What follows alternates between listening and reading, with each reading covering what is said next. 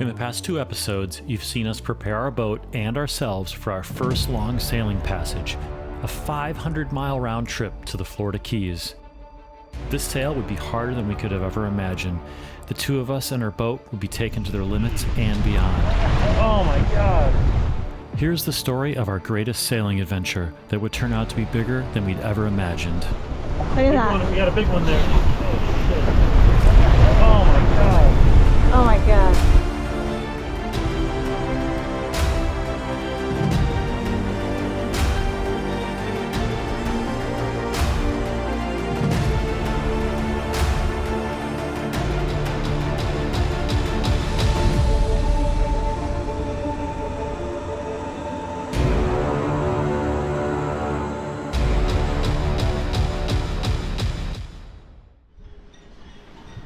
Well, here it is, 4 a.m. 4 a.m. We got over here at 4 o'clock and we want to leave here by 5 o'clock. So it's early and we got a good 12 or 15 knots. So we're getting everything ready. All right, we got the red lights on. I just pressed start on our thing. We got it counting down. 26 seconds into the trip. Here we go. Key West or bust. We are on time for our 5 a.m. departure. Getting ready to go to Key West. It's 5:20 a.m. We have our jib out, going 5.2 knots. Making good time already. We have a waning gibbous to guide us this morning.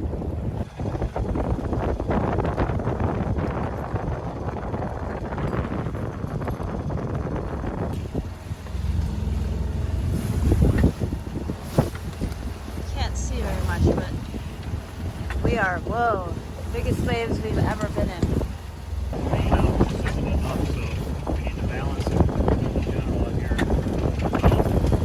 Oh, that was exciting. It's an hour and a half later, the sun's starting to rise, and we went through swells so big there in the channel that the light of the boat, that I'm pretty sure has got to be 7 feet off the water, 6 feet off the water, was underwater. Roller furling completely underwater.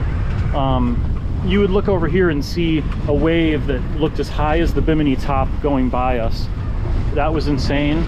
And we would only hit about 3.5 knots, and the motor was smoking black soot out because I was at full throttle, and we had the mainsail up, but we were almost right into the wind, so it was helping maybe a little bit. But now we turned off, and here we go. We're going to start turning south. We still have some big waves. Look at that. Hold on. And we're just dealing with that right now. Once we start heading south, hopefully that gets a little better. Oh, Jesus.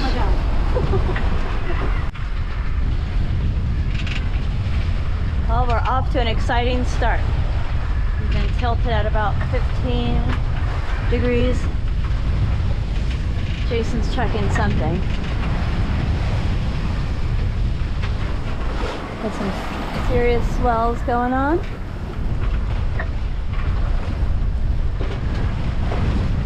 We just saw 6.7 and we saw 7.2 earlier. We've never been that fast in this boat.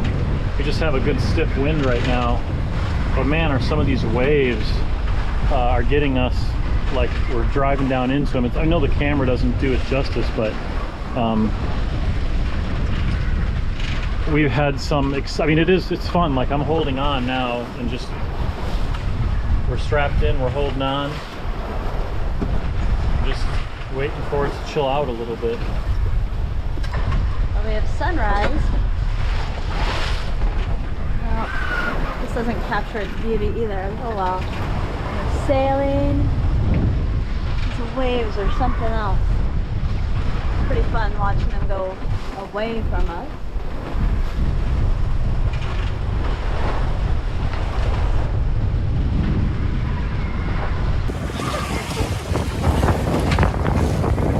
All around.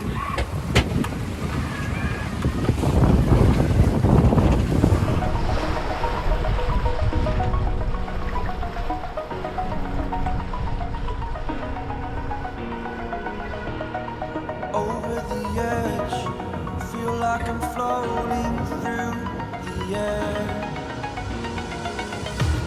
The pain I felt is paid for, all is said and done. Oh, I am restricted, fixed upon the web. I need to kick the habit that my mind is breathing in. Break out, I've got to see.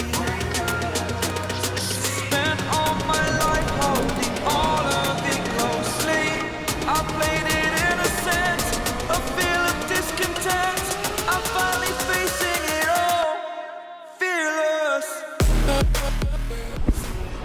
This is definitely a first. I've never felt anything like this on any boat we've had. Surfing down these big waves at 6 to 7 knots, 6.5 maybe sometimes. We're making good time. But the feeling is just, you know, you go up and down by like 10 feet, and then when you're, it's just real interesting. I'm a little seasick. I had my seasickness stuff this morning twice. I'm not like throwing up yet, but I would be having a lot more fun if I felt better. I'm here and I'm feeling fearless. Exaggerated, that's what you assume. The story's over now, I must conclude.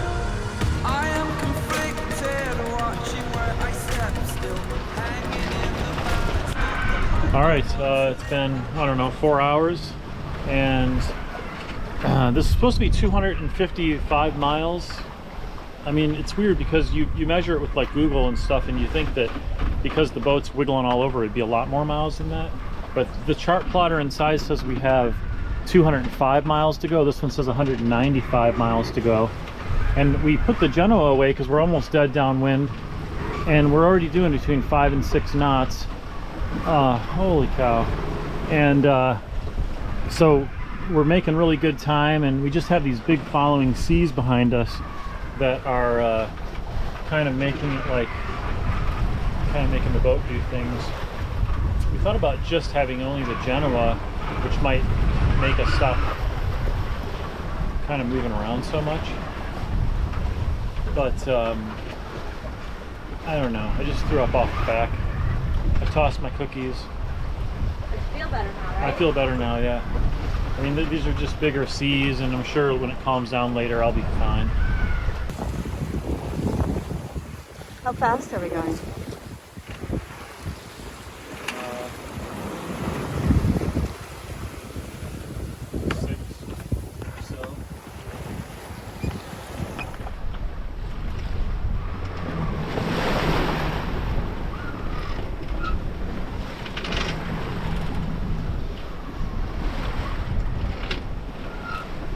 Oh, there they are, and those big waves, they're like surfing in the waves.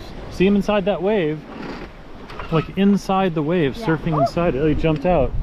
Oh, that's fun. There's another one going right in that wave right there. Look, right behind us. Huh.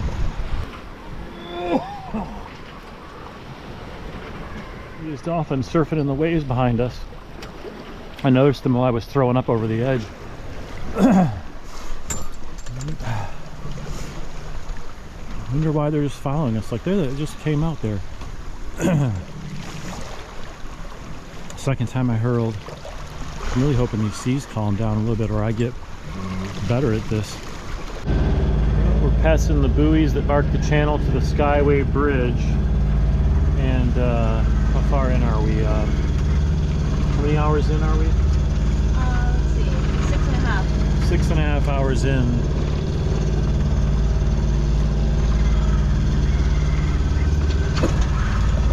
Sea conditions have calmed a little, but they're still worse than I would like.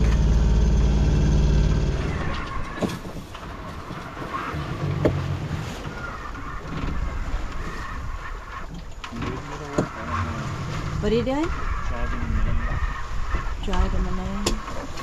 Well, look, I have to do it manually here because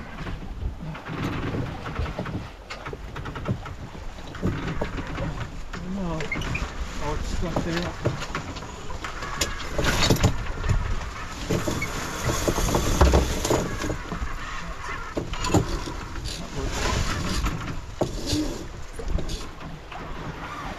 we have been sailing for about 8 hours now, and we are still on course, which is really good. We figured we would be where we are right now, which is just about at Bradenton. Well, Bradenton is parallel to where we are. We're definitely offshore. We've had some good wind. The waves have been a little bit much, but they calm down here and there. We did have to motor for 2 hours. One thing that we couldn't really find when we were doing some research on going to Key West, something that I find that's missing very often in the videos is some information, like what time of year it is and what kind of weather. So I thought I'd include that. It is March 11th, 2023, and we have sunny to partly cloudy skies. The wind has been probably between, earlier it was 10 to 13 knots. Now what do you think it is, like 6 or 10? 7, 6, yeah. Yeah, about 6 knots. And the weather's pretty good right now. I mean, of course, like always varies from year to year, but it's good to know what time of year it is, just in case you're planning a trip. Well, we've got to maintain at least 4 knots for our trip so we get there at the right time. Nice to go faster. We went faster earlier, so we're wing on wing now. I have a preventer set up there that runs all the way back here, and it's on a block that's up on the front, up on the bow area, and this is working. We're doing about 4.4, but you know, 4.4, 4.5 in these waves, it really only equals out to traveling about 4 knots because all the up and down and everything else. Is our water usually this color, honey? I don't know. Maybe it's just been a while. But this is just a gorgeous greenish blue, like aqua blue color. Oh, breathtaking. Oh, I just woke up. I slept for about 45 minutes down in the quarter berth, and Susie tells me we're doing maybe 4.5 to 5. So we hit Sarasota 1 hour before the minimum. So like what I did, I made this page where there's minimums, like it tells what time we'll get to each segment and what the minimum should be, because I don't want to get into Key West later than 2 p.m. on Monday, and we can get there sometime between 5 a.m. and 2 p.m. depending on our speed. And tomorrow we're gonna have tomorrow after like noon, I believe we're gonna have a real higher winds, beam reach, and be able to speed up a little bit. So we don't want to get there too early, because if we get to Key West too early, we can't check into our marina, and I don't want to like be offshore, and I'm not going in that entrance to Key West in the dark. Hell no. I got my own entrance. It's hard enough to go into, and I go in there all the time during the day, and I can barely do it at night. So by the way, we're wing on wing still. It's been like a couple hours, and this is pretty cool because the wind's coming from over here or right behind us. So when it's coming from over here, it fills the Genoa, and when it's coming from directly behind us, it fills the main. So it's been working out really well. We have a preventer there. Run back to here. If we get to Key West at like 3 a.m., we'll have to like heave 2 offshore. I'm not doing that. So I want to make sure we adjust our speed to where we're going to get there at the earliest at sunrise. And then if we need to go to an anchorage and hang out for a while before we can check into our marina and call and see what's going on, we can do that. Oh boy. This whole situation is, well, it's safety, so it doesn't matter if it's inconvenient, but it's inconvenient. And, you know, every time I've been up there, I've gone latched in, and, but I even slept in this life jacket. I didn't really take it off. It's funny the differences between going on a day sail, where you don't want to do complex setups and stuff, because what's the point? You can just change direction or come back home. You don't want to be out in like tough weather or big waves. And you know, this is like several days and nights, and it's just a whole different aspect of sailing that I was wanting to try, really, to just see what it's like to do a passage when people go across oceans. What is it like to be out, like all day, all night, all day, all night again, and wake up on your boat in the water and know that you're not coming in. I sure wish I didn't get so seasick, but I'm feeling good right now.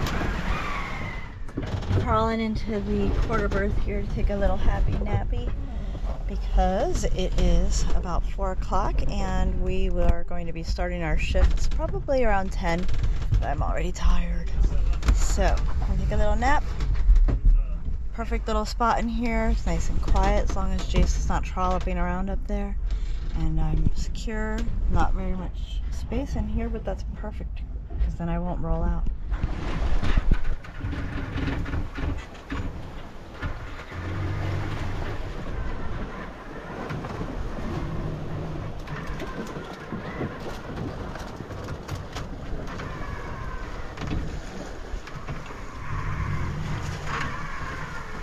Just hanging out, waiting for the sun to go down. Our first sunset.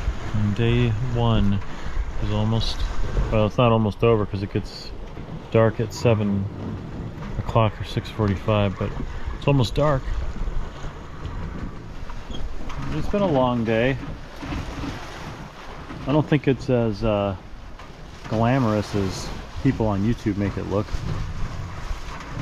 They don't show you when they're throwing up over the side or bored. Don't get me wrong, it's awesome. I'm glad to be out here. But you should know there's a side to it that's really hard. Well, we did everything we needed to do. We got our lights on. Oh, I need to go check and make sure they're all on. I don't know, there were like 6 or 7 things we had to do before we were ready for the dark, and we did them.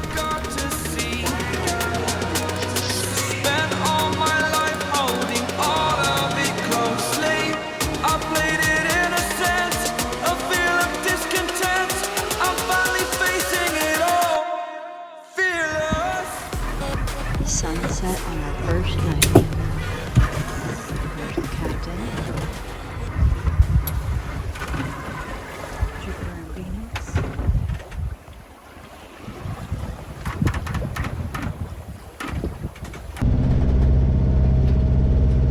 There's nothing simple on a boat, babe.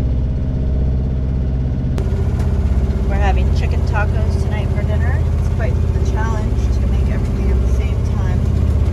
Only really use one burner at a time because that thing can fly off at any moment, and I gotta be quick to hold the handle. Already cooked the chicken. It's delicioso. It's 1 o'clock in the morning, and we're getting AIS alarms for this ship here. It's untethered. It's only, it says closest point of approach 1.3 miles. And you see 8 knots. It's only a mile away from us, and we're way out here. We haven't seen any other boats in 4 hours. And, I looked through my binoculars and I can't really tell. I can see him off in the distance there. And he's going 8.6 knots, going 4.2 or 4.5. Susie's sleeping. I'm on my 2-hour watch, and the AIS just keeps going off. I changed our course by 5 degrees to stay away from it. But I can see it through the binoculars, but I really can't make out what it is.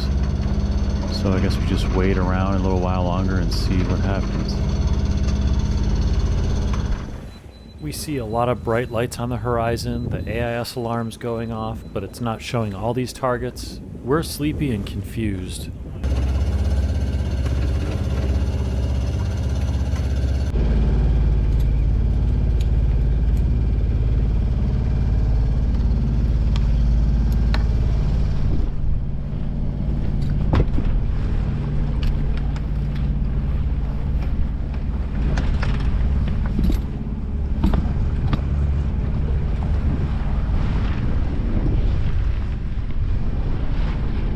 next morning.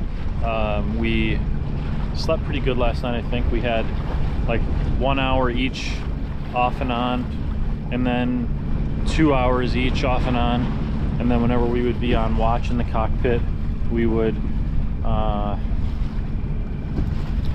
take little naps, put our timer on 15 minutes, look at the AIS, look around to make sure there's no other boats, and then take a 15-minute nap.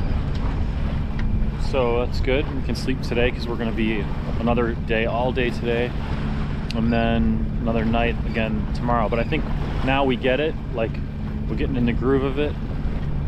That's part of it, just trying to figure out what to do. I think we're about 14 or no, we're 22 miles offshore.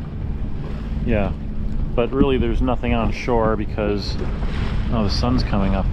Nothing on shore there because we're just entering, I think, the area of the Everglades.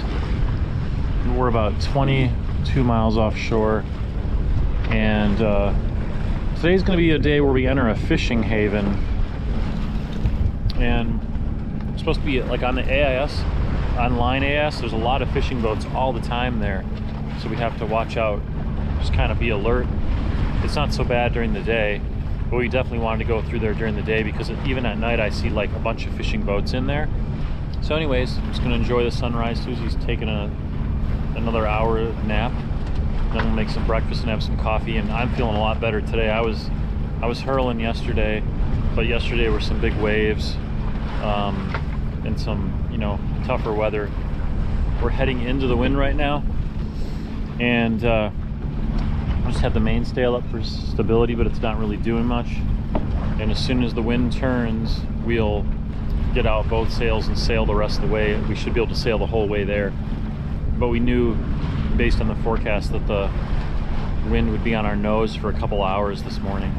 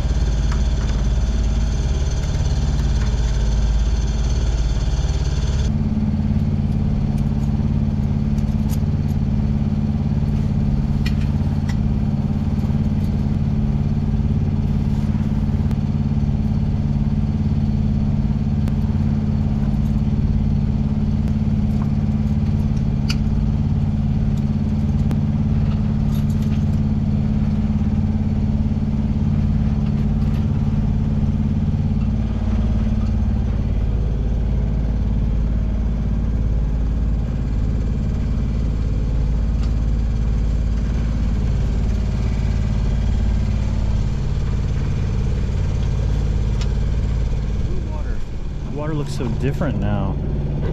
It's like very blue and clear. Huh. Really anxious to get the sails out. I mean, we have one out, but we're headed directly into the wind. And I'm really excited for a few more hours when the wind's gonna change and we can sail the rest of the way. We've been motoring now all night for like 13 or 12 hours, and we didn't even use a half a tank of gas. Can you believe that? Or half a tank of diesel. I don't know if it'll show up on the camera, but there's this big school of fish right there. I keep seeing this on and off, like they're moving along with the boat this way. Looks like they're kind of coming closer, so I'll see if I can get a better shot.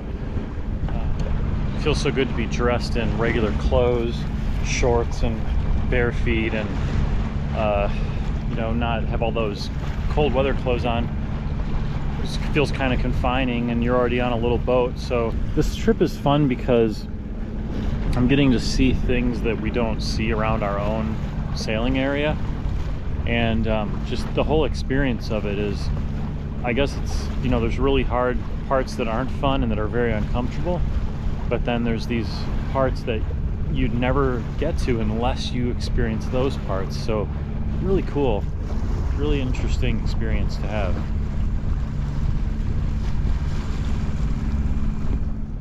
Every 4 hours we logged our position, our total miles and our segment miles, as well as our pace, so we could make sure we were maintaining that at least 4-knot pace to get to Key West on time. I made 2 columns, one for 4 knots and one for 5 knots, that told us like the approximate time we should be in that area. And this is the fish haven where all the fishermen hang out, so we knew we wanted to be in that area during the day. Look at this, no matter what direction you look in, there's nothing to see. It is just 100% water everywhere. We had a full moon last night and there it's still there. That was nice because we could see. Instead of trying to read complicated forecasts, I just made a summary of each day's weather and what direction and wind speed we should have, which turned out to be sort of right, but not exactly right.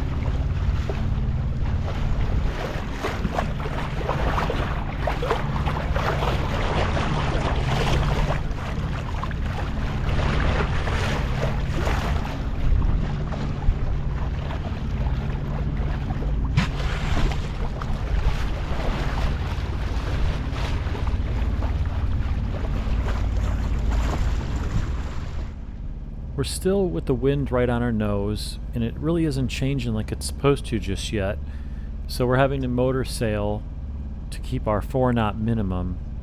So that means no fooling around with the sails and just trying to find something else to do.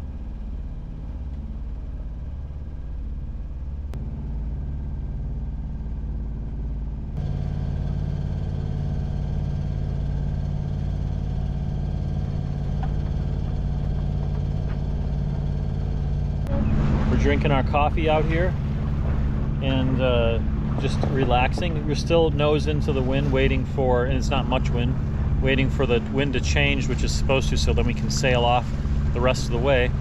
But we're sitting here and we keep seeing really interesting things go by. We saw 2 jellyfish, one big one and one small one. We saw that dolphin and a bunch of interesting, I don't know, sticks or something that maybe weeds or something go by.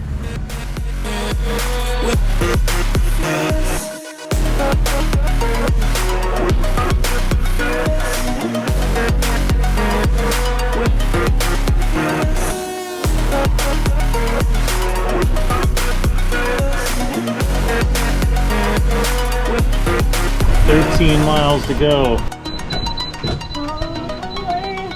course I'm at the wheel. Holy cow, we've almost made it. Yay! It feels so weird to be driving Envision next to a cruise ship. We're stressed as F because that was harrowing in all aspects from beginning to end, and it's not over yet.